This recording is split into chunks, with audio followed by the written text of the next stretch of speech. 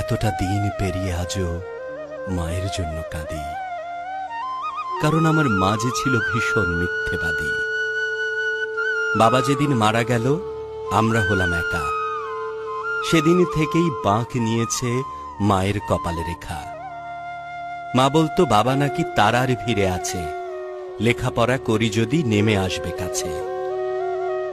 তারায় তারায় বাবা খুঁজি, তারার ছড়াছড়ি আমার মায়ের মিথ্যে বলার প্রথম হাতে খড়ি। পাড়াপড়শি বলল এসে এই বয়সেই রারি, একা একা এতটা পথ কেমনে দিবে পারি, ভালো একটা ছেলে দেখে বিয়ে করো আবার। মা বলল ওসব শুনে ঘৃণা লাগে আমার, একা কোথায়, খোকন আছে, বিয়ের কি দরকার। ওটা ছিল আমার মায়ের চরম মিথ্যাচার। রাত্রি জাগে সেলাই মেশিন, চোখের কোণে কালি, নতুন জামায় ঘর ভরে যায় মায়ের জামায় তালি। ঠুলু ঠুলু ঘুমের চোখে সুই ফুটে মার হাতে, আমি বলি সৌতো এবার কি কাজ এত রাতে।